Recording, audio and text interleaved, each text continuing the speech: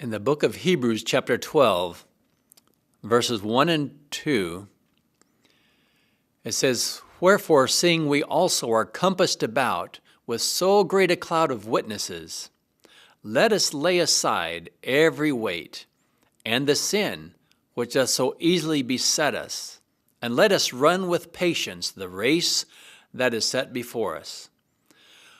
Verse 3 says, "Looking unto Jesus, the author and finisher of our faith, who for the joy that was set before him endured the cross, despising the shame, and is set down at the right hand of the throne of God."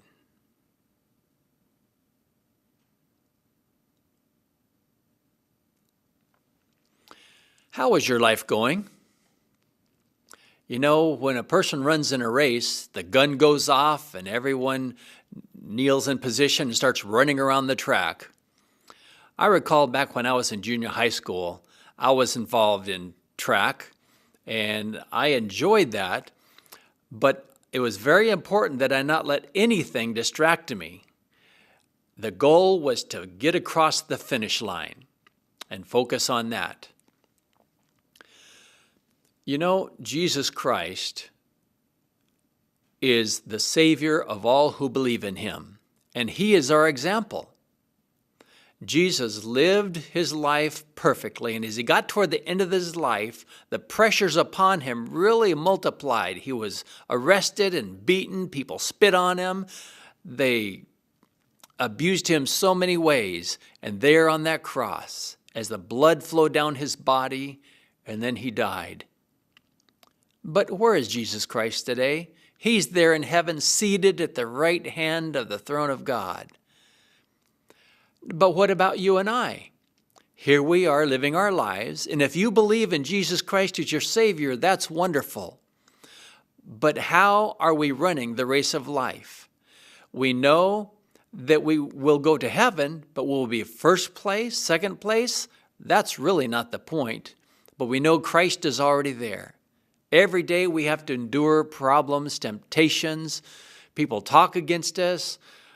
We are not perfect Christians, but we remember through the history of the Old Testament people who loved God and demonstrated their faith, they went through all kinds of ordeals. The pressures, some of them were killed, and that was terrible. In chapter 11 of the book of Hebrews, they have a list of names of saints who have gone through all kinds of temptations and troubles. But what about us who are alive today? We're going to be tempted. Maybe you're going through something today, or tomorrow you'll face another one. But how do we handle those times? Christ, when he was before on earth, people talked against him, but he let that go. People criticized him, but he didn't let that affect him. He said, "I must live right because I know that I will die on the cross to be able to forgive everyone of their sins." And yes, he did succeed. He died. He's buried. He's in heaven, seated at the right hand of God. But how is your faith? We need to remember that God is there as our support. No matter what we go through, we can trust his experience that he's been through. He was the victor. Let that be our motivation, not to give up, but to keep going. Maybe there's someone at your church that is criticizing you. Don't worry about that. Maybe your father or your mother or someone in your family or friend is really hating you at this moment. But let's not worry about all that. It is normal to go through terrible things, and Christ went through things worse than we can imagine. But as we keep our focus upon Christ, he will help us. You see, he was the perfect example.